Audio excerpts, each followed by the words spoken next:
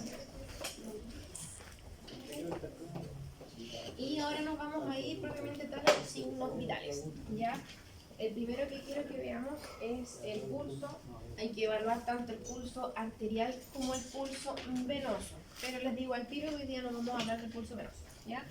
Hay algunas características del pulso venoso que ustedes deben conocer, pero eso se los van a explicar en la parte de cabeza y cuello. Ya la cirujana que les va a hacer esta clase les va a hablar más en profundidad con respecto a las características del pulso venoso. Entonces, eso al menos va a quedar pendiente. Hoy vamos a hablar del pulso arterial, ¿ya? ¿Y qué es importante con respecto al pulso arterial? Que ustedes sepan que el pulso arterial no es lo mismo que la frecuencia cardíaca, y eso es un error sumamente habitual que uno como alumno y muchas veces también como médico cometen, ¿ya? No es lo mismo. El numerito sí es el mismo, ¿ya? Pero no es lo mismo. O sea, no basta solamente con contar la cantidad de pulsaciones para decir que ya hablé del pulso arterial. No. Las características del pulso están dadas por un conjunto, ¿ya?, de fenómenos. ¿Qué es esa cosa siempre? ¿Alguien sabe? No pasa nada. No le gusta trabajar el día sábado. Las características del pulso arterial tienen que ver con algunos fenómenos cardíacos, pero con propiedades de los vasos sanguíneos. Entonces, como les decía yo, es un error que solamente nos refiramos a la frecuencia cardíaca, porque hay cosas puntuales que son características de los vasos arteriales que tenemos que mencionar cuando hablemos del pulso arterial, ¿ya? Recordar que el pulso arterial puede evaluarse en una infinidad de zonas, no solamente el pulso radial, que es lo que habitualmente uno como alumno tiende a hacer, ¿ya? Hay muchos pulsos que uno puede identificar. Están saboteando. ¿No estará suelto, profe? Puede ser que los alumnos de acá me hayan soltado.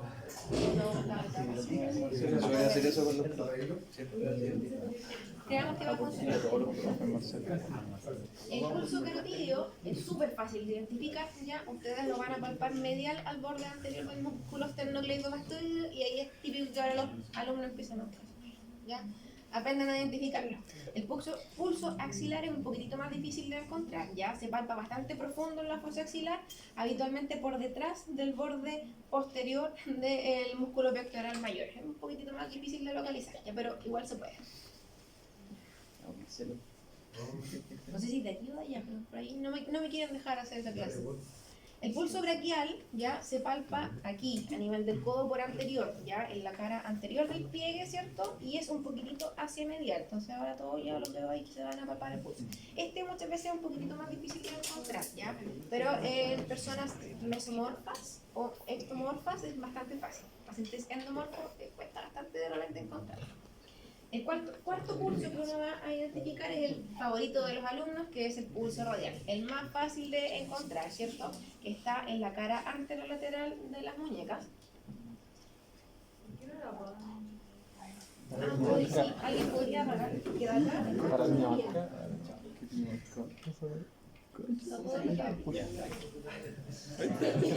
Está un recreo más largo, parece.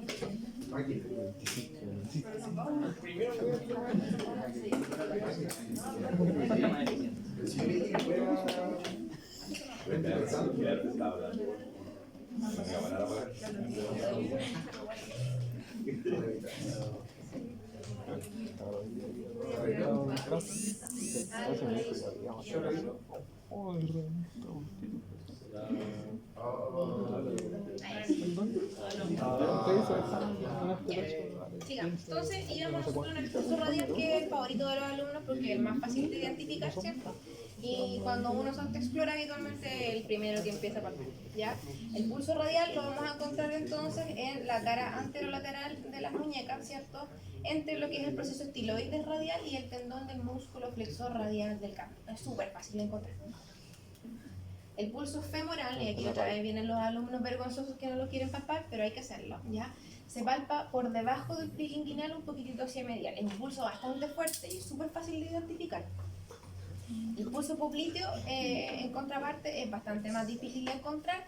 Está en la cara posterior de las rodillas cuando el paciente tiene posición indiferente. ¿Qué diablo es posición indiferente? Que el paciente tiene la pierna en una semiflexión, ¿ya? No está típicamente súper extendida ni está ultra flexionada, sino que es una semiflexión. Y es verdad esto que su exploración se facilita mediante la palpación bimanual, como que ustedes van a ir a abrazar la rodilla del paciente, ¿ya? Por anterior, ¿cierto? Apoyan sus deditos pulgares en la patela del paciente y van con las manos hacia posterior y con las dos manos tratan de identificar el pulso popliteo. El pulso tibial posterior también es bastante fácil de identificar, se palpa típicamente por detrás del malleolo medial a nivel del tobillo. Y el pulso pedio se palpa en el dorso del pie, un poquitito lateral al tendón del extensor del hallux. Si se les dificulta, recomiendo yo que no solamente vayan con los dos deditos, ¿cierto? Sino que ocupen los tres dedos, vayan al dorso del pie y si no lo encuentran, le piden al paciente que extienda el dedito gordo. Lateral a eso, habitualmente van a encontrar que está ese pulso. Y ahí le puse monitos de dónde lo van a buscar, ¿cierto? Acá tenemos el pulso carotídeo, ¿cierto? Los braquiales, los radiales. Esa es la manera que les digo yo un poquitito de abrazar la rodilla, ¿ya? El pulso popliteo, ese es el pedio y este de acá es el tibial posterior. Ahora, con respecto al pulso arterial, no solamente vamos a estar preocupados del numerito, o sea, de qué tantas pulsaciones por minuto hay, sino que hay que evaluar la forma de la onda del pulso, la amplitud de la onda, su velocidad de ascenso, eventualmente la velocidad de descenso, la frecuencia de las pulsaciones, ¿cierto? Qué tan rítmico es, cómo es la tensión de la pared arterial y cómo es la simetría en el cuerpo. O sea, son hartas cosas más que solo el numerito. Y vamos de a poquitito, solamente la puse porque era bastante bonita, ¿ya? Pero en el fondo eso es para que se acuerden de lo que tenemos que ver del pulso. Les puse ese monito, no es tan correcto ese monito, ¿ya? Y por eso quería que habláramos un poquitito. Uno, cuando busca la frecuencia del pulso, típicamente está acostumbrado a ir con los dos dedos, ¿cierto? Índice y medio de punta a buscarse el pulso radial. Y eso no es correcto, porque con eso ustedes solamente van a palpar la frecuencia. Las otras características es difícil que uno sea capaz de diferenciarlas. Idealmente hay que palpar con el pulpejo, no con la punta del dedo. Entonces no van a ir así a buscar el pulso, sino que lo van a buscar de lado. ¿Ya? Y recomendación, no lo hagan con dos dedos, háganlo con tres. ¿Ya? ¿Por qué? Porque con tres dedos van a ir sintiendo la onda del pulso y sé que me van a poner cara de doctora que está hablando, pero cuando uno ocupa los tres dedos va a sentir la forma y la amplitud del pulso. Uno siente primero que choca el pulso en el dedo que está más proximal, después en el medio y después en el dedo más distal, ¿ya? Por eso les recomiendo que ocupen tres dedos.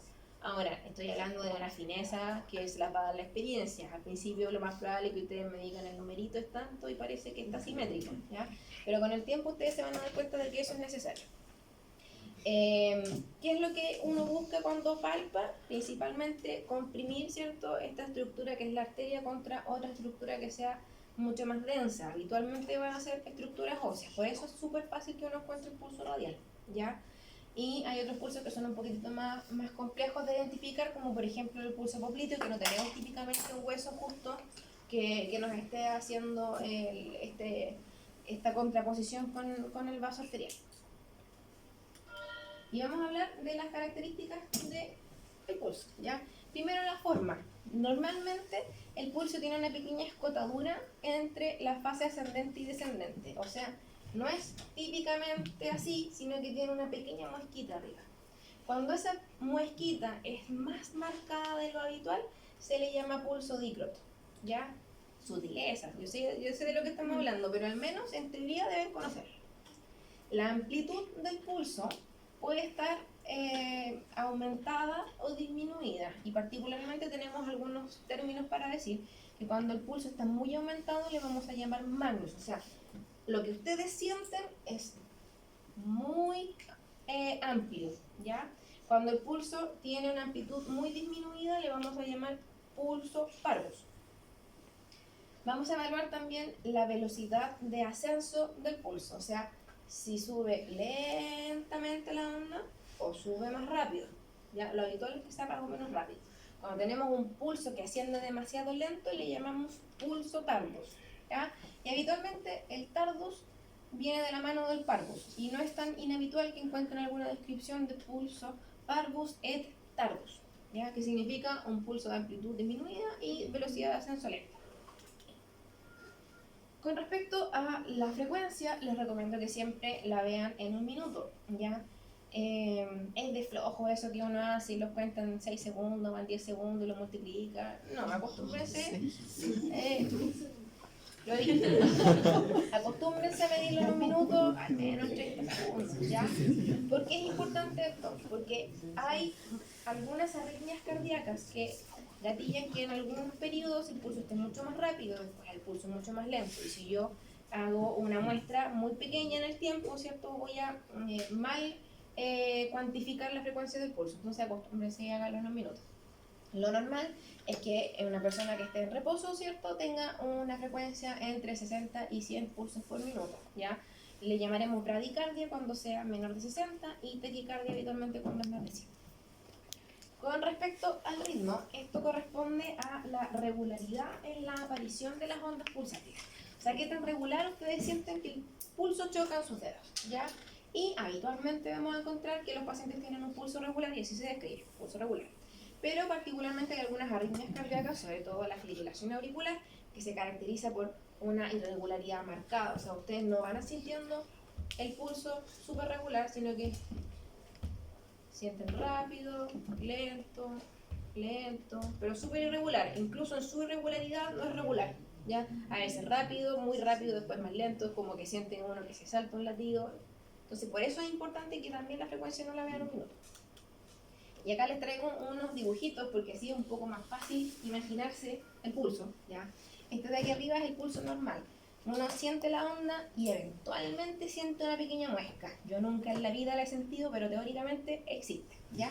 Eso es lo que uno siente, que habitualmente el pulso golpea rápido y se demora un poquitito más en irse, ¿ya? Golpea más rápido y se demora en bajar. El pulso parvus, como se dan cuenta ustedes, en amplitud es mucho más bajito, es mucho más disminuido, ¿ya? Yo lo siento que es un pulso mucho más suave. El pulso magnus es un pulso de amplitud muy aumentada, que yo siento que me golpea, ¿ya? El pulso filiforme corresponde a un pulso muy pequeño en amplitud, pero además habitualmente es de una frecuencia aumentada. Típico en pacientes que están casi por caer en shock, ¿ya? Pulso filiforme. Existe esto que les trataba yo de explicar, que es la arritmia completa, donde tenemos algunos pulsos que son de amplitud normal, otros de amplitud aumentada, tenemos otros pulsos que son de amplitud disminuida, y además el espacio entre una y otra pulsación es irregular, ¿ya? Típico, como les decía yo, de la fibrilación auricular. Tenemos por acá el pulso bigeminado, que se caracteriza porque ustedes van a sentir dos pulsos juntos y un pequeño espacio, y después dos pulsos juntos y otra vez, y dos pulsos y espacio y dos pulsos. Y eso tiene que ver con un tipo de arritmia cardíaca, ¿ya? El pulso Zeller es un pulso que tiene nombre propio, y ahí se le llama pulso Zeller, en que tenemos un pulso que es bastante amplio y además que el descenso es muy rápido. Típico de una valvulopatía cardíaca llamada insuficiencia aórtica. ¿Cómo mediante el tacto pueden diferenciar esa amplitud tan grande en el pulso? Es difícil. ¿Cómo se siente cuando uno al momento de tocar? En palabras súper sencillas, uno siente un pulso fuerte o un pulso débil. El filiforme es un pulso débil y súper rápido. Uno le marca todos los pulsos al paciente y le cuesta encontrarlo porque de intensidad es muy bajito, ¿ya? Y además es muy rápido. Uno se acostumbra a identificar las características cuando ha examinado a muchos pacientes, honestamente. Pero esto que está aquí reflejado como qué tan alta es la onda, imagínenselo ustedes como qué tan fuerte sienten el pulso en sus dedos, ¿ya? Pero yo sé que es complejo, por eso existen los gráficos para tratar de explicarles una sensación táctil, que es difícil, ¿ya? El pulso alternante es un pulso caracterizado porque viene un latido amplio y otro más bajo, y uno amplio y otro más bajo, y va siempre así, amplio, bajo, ¿ya? A diferencia de la arritmia completa en que tenía de dos. Y este particular de acá, que es la arritmia respiratoria, probablemente todos lo puedan comprobar con sí mismos, ¿ya? Se le llama arritmia respiratoria, pero no es maligna, ¿ya? Y corresponde a que en periodos de expiración habitualmente la frecuencia va más lenta y en periodo de inspiración se acelera un poquitito, y eso tiene que ver con los cambios de presión intratorácica, ¿ya? No es nada malo si ustedes empiezan a jugar después con su respiración y palparse el pulso. Si respiran más rápido o inspiran, ¿cierto?, van a encontrar que el pulso se acelera un poquitito y en la expiración muchas veces el pulso se enlentece. Y eso también no solamente lo podemos encontrar en el examen físico, sino que muchas veces lo podemos constatar en un electrocardiograma. Y no es equivalente de patología, por si acaso. les presento el típico monito de los pulsos, ¿ya? Uno muchas veces lo olvida, pero es bueno que lo ocupemos y nos sirve para graficar la simetría de los pulsos, ¿ya?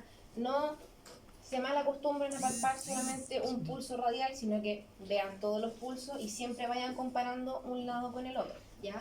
Este monito es estandarizado, es internacional, en todas partes si ustedes hacen ese dibujo lo van a entender, ¿ya? Uno va graduando qué tan fuerte es el pulso, qué tan amplio, qué tan intenso, con cruces. Lo normal es que sean 2 cruces, ¿ya? Cuando el pulso está disminuido en intensidad, pero yo igual soy capaz de palparlo, le pondré 1. Y cuando definitivamente yo no encuentro nada de pulso, puedo poner un negativo o puedo poner un 0, ¿ya?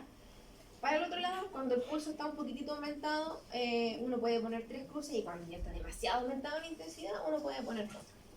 Y es lo importante del monito, que uno puede caracterizar las asimetrías, ¿ya? Por ejemplo, este paciente tenía los pulsos normales a nivel carotídeo, ¿cierto? Braquial, radial, inguinal, y aquí a nivel popliteo empieza a haber un problema. En el lado derecho, impecable, pero en el lado izquierdo, fíjense, a nivel popliteo está disminuido, ¿cierto? En intensidad, y a nivel tibial posterior y medio hay ausencia de pulso. Esto nos habla de que hay un proceso lo más probable isquémico entre medio. Algo sucedió que hace de que no fluya la sangre a nivel arterial también como en el otro lado del cuerpo, ¿ya? A eso hace un poquitito relación la simetría. Pasamos ahora a la presión arterial, ¿ya? Y la presión arterial representa la presión que ejerce la sangre contra las paredes arteriales. Y depende de muchos factores, ¿ya? Depende del gasto cardíaco, depende también de la resistencia vascular periférica, depende de qué tan distensible sea la aorta y las grandes arterias, y depende de la volemia, ¿ya? De muchas cosas. Conceptos que es importante que ustedes conozcan: la presión sistólica, que es la presión alta que dice la gente, ¿cierto? Se abrevia habitualmente como PAS, presión arterial sistólica, ¿ya? Y corresponde a la presión máxima que se alcanza en sístole. A diferencia de la presión diastólica o PAD, que es la mínima presión que ejerce la sangre contra las paredes arteriales, y esta ocurre en diástole, ¿ya? Existe también lo denominado presión de pulso, que corresponde a la resta de la presión sistólica menos la presión diastólica. Entonces se lo encuentren por ahí para que sepan lo que es. Y tenemos una infinidad de instrumentos para evaluar la presión. El más confiable es el de mercurio, ¿ya? El esfigmomanómetro de mercurio.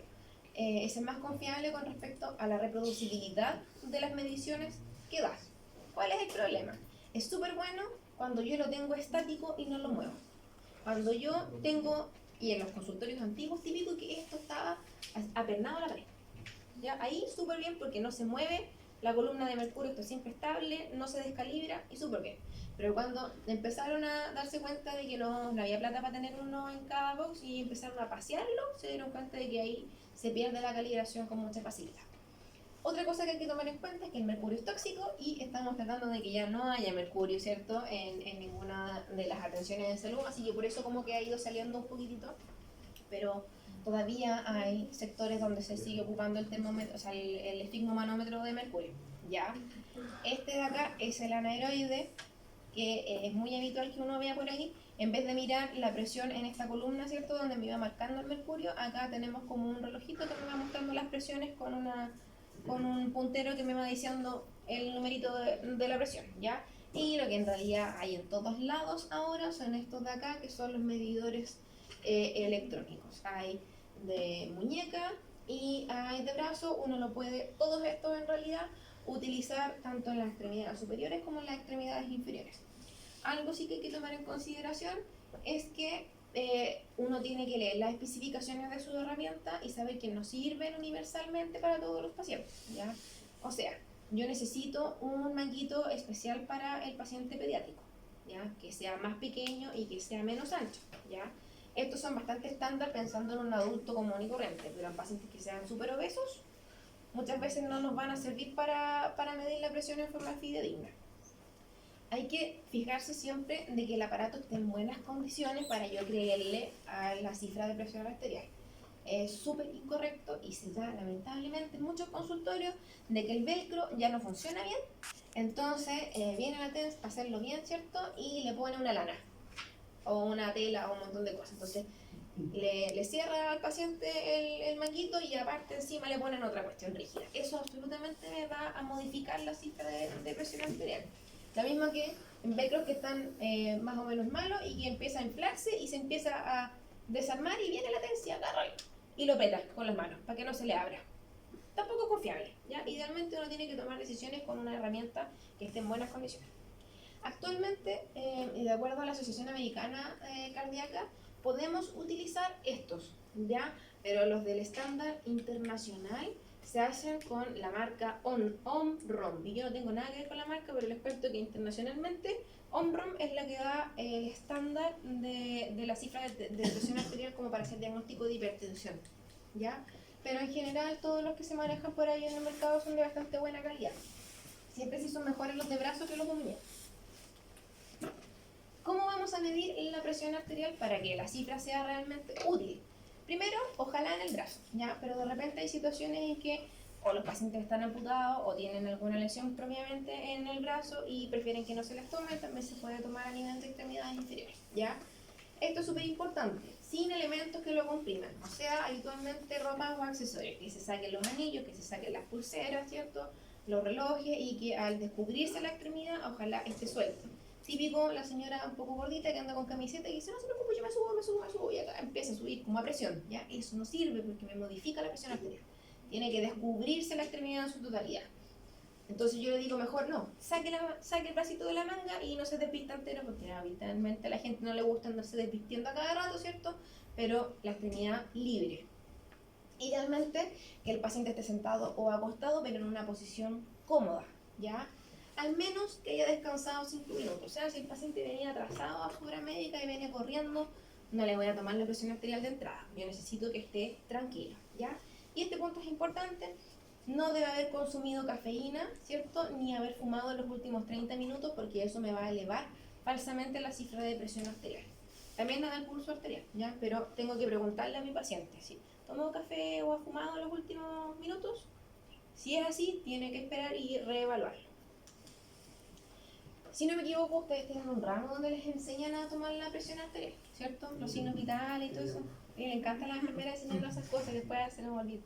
Pero recuerden que existe el fenómeno, no se nos olvida porque no es importante, se nos olvida porque nosotros no lo hacemos. ¿Ya? Entonces, nosotros nos aprendemos el tema teórico, todo bonito, cómo funciona, pero al final nosotros nos quedamos con el numerito. Porque, como me han preguntado hartas veces, uno tiene que hacer maravillas en 15 minutos. Entonces, yo, la verdad, en mi consulta sí tengo para tomarle la presión a los pacientes, pero en el hospital uno no anda con el efigmo con todos los pacientes tomándole, sino que uno cree en la paramédico o en la enfermera que toma los signos vitales. Ya, uno conoce la teoría, pero no es que uno lo vaya a efectuar siempre. Entonces, recordarán ustedes que existe el fenómeno de Korsakoff, ¿cierto? Y las fases ocultatorias, y de ahí vienen los numeritos de la presión sistólica y la diastólica, ¿cierto? Existen 5 fases, siendo la primera y la quinta las más importantes porque son las que nos van a determinar la presión sistólica y la diastólica, ¿ya? La primera fase corresponde a la primera aparición de ruidos que son bastante claros y luego se identifican, pero es una aparición súper brusca, ¿ya? Y la quinta fase es cuando hay efectivamente la desaparición total de los ruidos y ahí nosotros identificamos que es la presión diastólica. Esto obviamente es dado para cuando nosotros estamos determinando la presión auscultatoria. Esto de aquí se lo puse un poquitito para que tengan una idea de cuál es la presión normal. Y esto está dado por la AJA, pero para hacer diagnóstico de hipertensión arterial. Entonces hay una pequeña salvedad que es necesario que haga. Se dice que la presión arterial normal está dada por una sistólica menor a 120 y una diastólica menor a 80. Esto es de acuerdo a la última edición de la AJA. Antes no era lo mismo el número, ¿ya? Pero la más actual es esta, que no sé si ustedes recuerdan, pero el año pasado hasta salieron las noticias de que ahora todos íbamos a ser hipertensos porque los valores habían cambiado. Estos son los valores, ¿ya? Entonces lo normal es que la presión esté sistólica menos de 120 y la diastólica menor a 80. ¿Cuál es el problema? Esta tabla la hicieron pensando en hipertensión. No es que lo normal sea que la sistólica esté en menos de 120, pero hasta donde baje. No. El límite inferior para estas dos, sistólica y diastólica, vendría siendo 90 y 60. Menos de una sistólica de 90 y menos de una diastólica de 60, estamos hablando de hipotensión, por si acaso. Y de ahí hacia arriba, ¿cierto? Vamos a ir hablando de si la presión está elevada antes, llamada normal alta, o si efectivamente estamos hablando de un paciente que sea hipertenso. Ya, pero esta es la nueva clasificación y en general sobre 130 o 80 vamos a estar hablando de un paciente hipertenso y lo podemos clasificar dependiendo de qué tan alta tenga la presión. Con respecto a la respiración, aquí este año agregamos el término de la oximetría de pulso, que es algo que es de súper fácil acceso y habitualmente en todos los pacientes que ustedes vean hospitalizados van a tener el dato. ¿Ya? En esta sección del examen físico hay que evaluar la forma en que el paciente respira, o sea, cómo es que él está ventilando, la frecuencia con que lo hace y además el grado de oxigenación periférica que me está dando toda su mecánica ventilatoria. Ojo con esto, es recomendable que el examinador realice esta evaluación sin que el paciente se percate. ¿Ya? Y aquí no conozco enfermera que no me haya recomendado esto. Usted cuente la frecuencia respiratoria mientras hace como que está palpando el pulso. ¿Ya? Y es porque es verdad que los pacientes se ponen nerviosos. Si uno lo empieza a mirar y está con el reloj acá, pero está viendo cómo respira, se altera el patrón respiratorio y eso es algo inconsciente. No es que los pacientes lo quieran hacer a propósito. Entonces, habitualmente uno palpa el pulso, ¿cierto? Y como que se queda un rato extra palpando el pulso, pero en realidad está mirando la mecánica ventilatoria. ¿Qué es lo que vamos a evaluar de la respiración? Primero, el tipo respiratorio, ¿ya? Y hay algunas diferencias por género. Habitualmente los hombres tienen un patrón más costo-abdominal, o sea, eso hace referencia a que cuando el hombre respira, habitualmente mueve tanto el tórax como un poquitito la pared abdominal. A diferencia de las mujeres, que habitualmente tienen una respiración costal superior, o sea, mueven habitualmente solamente el tórax un poquitito hacia arriba. Las mujeres habitualmente no tenemos respiración abdominal. Ahora, eso es en general, ¿ya? Y esto uno lo tiene que tomar en consideración porque cuando hay alteraciones puede estarnos dando una pista de qué le pasa al paciente. Por ejemplo, un hombre que está con un patrón netamente torácico muchas veces puede ser porque tenga patología abdominal y ya no está movilizando el abdomen porque le produce dolor, ¿ya? Lo mismo, una mujer que normalmente tiene un patrón torácico superior, si en su mecánica ventilatoria más que nada está haciendo movimiento abdominal, es porque quizás tiene alguna alteración a nivel torácico que le está generando alguna molestia. Entonces, es importante que miremos cómo está respirando nuestro paciente. Vamos a evaluar también la amplitud de la respiración, ¿ya? Y esto corresponde a qué tan profundo respira el paciente. Casi siempre tiene una relación inversa con la frecuencia respiratoria. O sea, entre más rápido está respirando alguien, habitualmente son respiraciones más cortitas. ¿Ya? Eso hace referencia. Y acá les puse un poquitito el dibujo para que, en relación también, para que a ver si pueden relacionarlo con el tema de la amplitud del pulso. ¿Ya? O sea, qué tan profundo es la respiración entre que el paciente inspira y expira. Un poco similar a cuando uno sentía el pulso cuando ascendía el pulso y descendía. Con respecto al ritmo respiratorio, es necesario que nosotros evaluemos si nuestro paciente está respirando con bastante regularidad, o sea, siempre los ciclos son más o menos de la misma duración, ¿cierto? De la misma profundidad y si se suceden uno después del otro de forma característicamente regular, ¿ya? Pero hay que considerar que el ritmo respiratorio se puede alterar por una infinidad de motivos. Es típica la variación sueño-vigilia, que uno cuando está despierto respira muchas veces más amplio y más rápido que cuando uno está durmiendo, ¿ya? Pacientes que tengan crisis de ansiedad obviamente vienen hiperventilando con una amplitud de la respiración muy marcada y con una frecuencia muy aumentada, ¿ya? Pacientes que tengan compromiso de conciencia también van a tener alteración del ritmo respiratorio. Lo mismo en pacientes que tengan patologías respiratorias y cardíacas que estén descompensadas. Acá hay algo que les quise poner, porque cuando uno lo lee en la bibliografía muchas veces se confunde, ¿ya?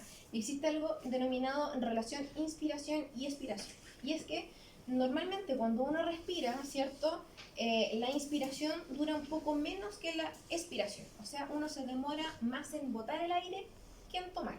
Y esa relación de la mecánica ventilatoria habitualmente es 5 a 6, ¿ya? O sea, yo inspiro 5 y me demoro 6 en botar el aire. Pero eso es lo que yo veo en mi paciente, ¿ya? Que no es lo mismo a la relación inspiración-expiración cuando yo ausculto a mi paciente, ¿ya? Y aquí es donde viene habitualmente la confusión. Desde el punto de vista auscultatorio, la inspiración se oye en su totalidad, mientras la expiración se escucha solamente al principio. Y eso es cuando yo estoy haciendo el examen segmentario. Yo me pongo los fonendos, ¿cierto? Me pongo las olivas y estoy escuchando el tórax del paciente. Lo normal es que yo escuche toda la inspiración como murmullo pulmonar y el principio de la expiración. Si yo escucho la expiración prolongada o cierto total, eso es un signo patológico y se llama expiración prolongada, típico de pacientes con enfermedad pulmonar obstructiva crónica. ¿Ya? Entonces, cuando yo oculto a mi paciente, esta relación se escucha 5:1, distinto que cuando yo lo veo. Con respecto a la frecuencia respiratoria, que nosotros vamos a cuantificar una vez más, ojalá en un minuto, ¿ya? Va a variar ampliamente con la edad. Y habitualmente las mujeres tienen la frecuencia respiratoria un poquitito más alta que los hombres. Pero, a grandes rasgos, en forma internacional, se considera que una respiración normal va entre 12 y 20 respiraciones por minuto. Ojo que esto es para adultos, los niños habitualmente tienen una frecuencia mucho más alta. Y diríamos que un paciente tiene taquipnea cuando la respiración sea mayor a 20 ciclos por minuto, y va a ser bradipnea cuando tenga menos de 12 ciclos por minuto. Y así como habían alteraciones del pulso, ¿cierto? También hay alteraciones del patrón respiratorio. Y es importante que los conozcan porque son fáciles de identificar, ¿ya? Existe la respiración paradójica, y esta es una manifestación de una insuficiencia respiratoria en la que ya hay fatiga de los músculos respiratorios. Entonces el paciente empieza a respirar más con el abdomen que con el tórax, porque los músculos respiratorios están agotados, las intercostales, los serratos, el diafragma están agotados muscularmente hablando, y uno empieza a ver que el paciente tiene como una retracción abdominal paradójica, ¿ya? Habitualmente cuando uno inspira, también el abdomen, ¿cierto? Y como que se infla. En la respiración paradójica es al revés. Cuando el paciente inspira, se ve como habitualmente una retracción subcostal. Típico que en los inviernos, cuando sale las noticias, si ustedes ven a su guaguita que está resfriada, ¿cierto? Y la aletea a la nariz y se le pone azul su guaguita y se le hunden las costillas, ¿cierto? A eso hace relación, al movimiento que se produce a nivel abdominal. Hay algunas alteraciones en el patrón respiratorio que tienen relación con la obstrucción de la vía aérea alta, y eso significa vía aérea alta, en que el paciente tiene una dificultad para la inspiración, porque hay una obstrucción a nivel alto, o sea, extratorácico, ¿ya? Puede ser habitualmente por la presencia de algún cuerpo extraño. Y en estos casos los pacientes van a tener uso de musculatura accesoria que se llama tiraje, ¿ya? Y eso es cuando uno ve que aquí a nivel supraclavicular se marcan los huequitos cuando el paciente respira, ¿ya? Y es un signo de dificultad respiratoria. Y además de que yo veo que mi paciente tiene tiraje, yo puedo escuchar a distancia algunos sonidos, como son el cornaje y el estridor, que son ruidos de obstrucción alta, habitualmente a nivel nasal o propiamente tal de la laringe. A mí es súper difícil explicarles el sonido, pero cornaje suena como una cabra en realidad, y el estridor es como una sibilancia pero más ruda, es como más grave. Cuando tenemos una obstrucción de la vía aérea baja, aquí lo que les decía yo de la enfermedad pulmonar obstructiva crónica, típicamente vamos a encontrar que hay una expiración prolongada cuando oculte mi paciente, ¿ya? Y eso es dado por obstrucción, pero no puntual de un bronquio, ya, sino que difusa, tanto de bronquios principales como de bronquiolos. Y acá otra vez les traje unos dibujitos para que tratemos de imaginarnos. Existen algunas alteraciones en el patrón respiratorio, habitualmente uno respira así, ¿ya? O un poquitito más corta la inspiración que la expiración. Esto es lo normal, inspiración, expiración. Existe una respiración de amplitud aumentada, ¿cierto? Bastante rápida, que se llama respiración acidótica o de Kussmaul. Es típico de pacientes que por algún motivo tienen una acidosis habitualmente metabólica. Pacientes con problemas de una cetoacidosis diabética o de una insuficiencia renal avanzada.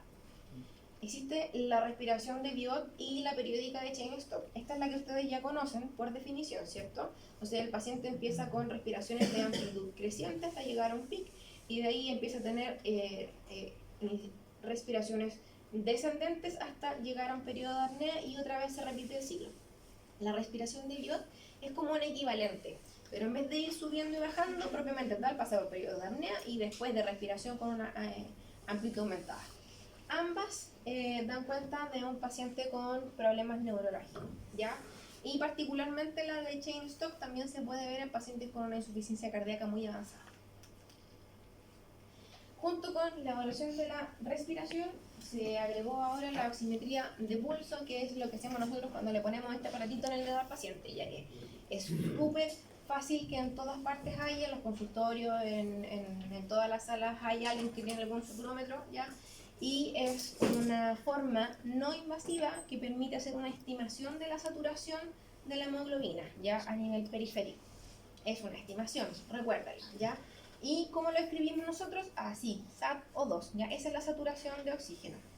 Un dato, porque no hay una saturación normal, ¿ya? No hay un valor así como para la frecuencia cardíaca, ¿cierto?, que es entre 60 y 100, para la saturación no hay un intervalo exacto para todo el mundo. Pero para que tengan ustedes una idea, habitualmente a nivel del mar, el promedio es que uno encuentra saturaciones entre 97 y 99, ¿ya? Nunca más baja que 94, eso es en general. Nuestro límite o nuestro objetivo para que nuestro paciente esté saturando bien depende mucho de sus patologías de base, ¿ya? Yo, a alguien como ustedes probablemente, yo esperaría que estén saturando obviamente sobre 95. Si alguien está saturando 90, yo me preocuparía, ¿ya? Pero de repente un adulto mayor es más habitual que esté saturando 92. Y sobre todo en pacientes que tengan enfermedad pulmonar obstructiva crónica, ellos se manejan habitualmente con saturaciones bastante más bajas. Y si yo por algún motivo les doy un aporte extra de oxígeno y los hago saturar mucho, les voy a producir una depresión respiratoria. Entonces esto es muy variable, ¿ya? El tema del numerito de la saturación es muy variable. Su medición se realiza mediante este aparato, como les decía yo, que se llama oxímetro de pulso o saturómetro, que consiste en una pinza que dentro de ella tiene una lucecita roja, ¿ya? Que emite rayos de luz roja e infrarroja. Y eso atraviesa los capilares y qué tanto capta el sensor que está al otro lado me va a decir qué tanto satura, ¿ya? Habitualmente la oxihemoglobina, o sea, la hemoglobina que tiene alto contenido de oxígeno, va a absorber mucha cantidad de la luz roja, entonces no va a pasar tanto hacia el otro lado del dedo. Solamente para que sepan que tiene una lucecita roja y que el aparato nos dice cuánto satura el paciente, ¿ya?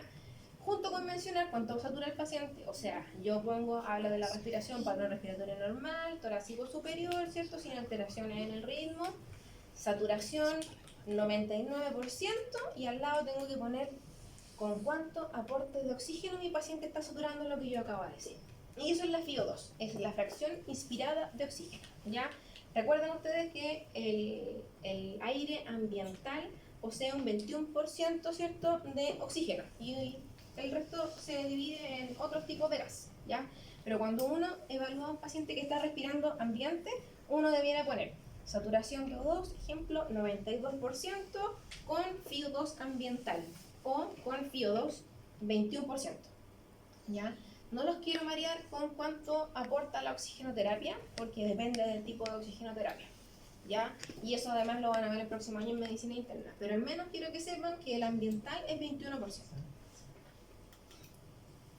Pasemos ahora a hablar de la temperatura, y este es un tema bastante controversial, ¿ya? Súper habitual que uno mida la temperatura en el paciente y uno no esperaría que un tema tan conocido como este produzca tantos problemas a nivel médico, pero créanme que sucede. En condiciones fisiológicas, ¿cierto?, el cuerpo humano es capaz de mantener la temperatura corporal dentro de cierto rango, independiente de si afuera está congelado o afuera hay un sol enorme, ¿ya? Y aquí viene el problema porque no nos ponemos de acuerdo cuál es el límite normal de la temperatura para hablar de fiebre. Es necesario que conozcan ustedes que hay variaciones, ¿cierto?, en un mismo individuo. Si yo tomo la temperatura a nivel bucal, axilar, inguinal o rectal, ya no va a ser el mismo numerito, aunque yo lo mida con el mismo termómetro. Se considera en general normal una temperatura bucal hasta 37,3 grados Celsius, axilar hasta 37, inguinal hasta 37,0 también, y rectal hasta 37,6. Pero la verdad es que no hemos logrado ponernos de acuerdo con respecto a sobre qué número el paciente tiene fiebre. Y uno diría, pues es tan habitual que un paciente tenga fiebre, ¿cómo no nos ponemos de acuerdo? Pasan cosas. Como les decía yo, no existe un acuerdo general y dependiendo de dónde uno lo busque, es el numerito que va a encontrar, ¿ya? Depende, yo les puse más o menos lo más habitual, pero puede que encuentren un libro que diga otra cosa, ¿ya? Hablamos muchas veces de estado subfebril o febrícula, cuando la temperatura es entre 37,0 y 37,5. En algunas partes dice hasta 37,7, ¿ya?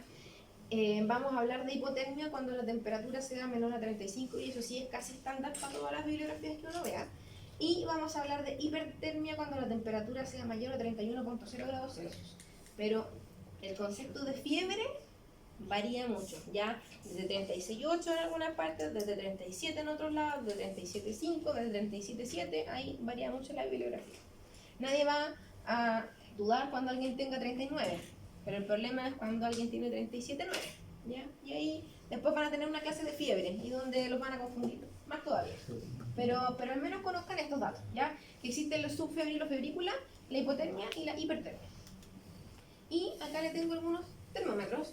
Principalmente antes nosotros utilizábamos el termómetro de mercurio, que en general es súper confiable, pero otra vez el mercurio es tóxico, así que estamos tratando de no utilizarlo, ¿ya? Existen otras técnicas, por ejemplo, los termómetros infrarrojos para evaluar piel.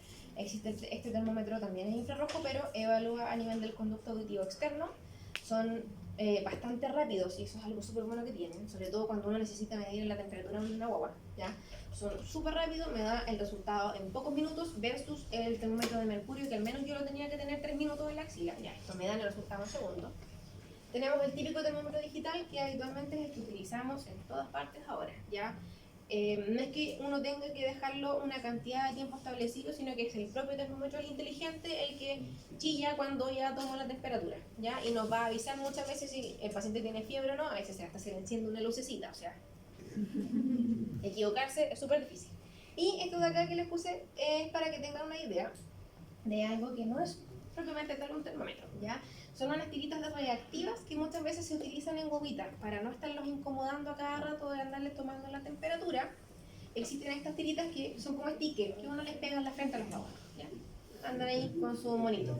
Entonces, ¿qué es lo que tienen estas tiritas? Después cuando vean la diapo, tienen acá, por ejemplo, esa dice ahí N. Acá dice 35, 37, 38 y 40. Y estos circulitos van cambiando de color dependiendo de la temperatura del agua. Entonces no me dan un valor exacto, pero me dan un estimado, ¿ya? Y si yo veo y el colorcito está marcado en N, súper bien, porque mi bobita no está con fiebre, pero si veo que se me empieza a marcar, por ejemplo, el 38 o el 40, claramente tengo que tomar alguna medida más certera, ¿cierto? Y efectivamente ir y cuantificar la temperatura de la bobita, ¿ya? Pero en realidad para no estarnos molestando a cada rato es bastante útil. Y eso corresponde al examen físico general, ¿ya? Es extensa esta clase porque es harto lo que hay que abarcar. Traté de no marearlos tanto con información extra, pero siento que igual de repente veía como caras de pregunta. ¿Alguien que haya quedado con alguna duda en particular? ¿Algo que no me hayan entendido bien? ¿No? ¿No? Les cuento que esta clase yo la hice basada en distintos textos. Uno que es el texto padre, ¿cierto?, de toda la semiología, que es el Semiología Médica de Goetz. También ocupé el manual de Gacitúa, que es el manual de la PUC, ¿ya? Este otro libro que es súper interesante si tienen la capacidad ustedes de leerlo, que es El Agente Álvarez. También es un libro de semiología, escrito en español también, así que no van a tener esta dificultad de que sea un libro traducido, que de repente las traducciones son medio extrañas. En su bibliografía, este libro aparece como lectura recomendada, pero no obligatoria, ¿ya? Pero es bastante bueno, si tienen la oportunidad de verlo, es súper bueno, ¿ya? Y explica mucho más fácil que el Goetz, fue escrito hace varios años ya, y de repente, no sé si les ha pasado cuando lo leen, si es que lo han leído, que se siente como que es una literatura un poco antigua, como que de verdad lo escribieron hace 50 años y no se actualizaron un poquitito en la prosa, ¿ya? En ese sentido, la gente de repente es mucho más fácil de leer, como que es más cómodo. Y además ocupé nuestro querido Harrison, que es un libro de medicina interna para sacar algunos otros conceptos. Y por si acaso se les olvida, ya que no lo olviden, bibliografía obligatoria que revisen el tema de las lesiones de piel. Ya, chiquillos, eso sería entonces por hoy.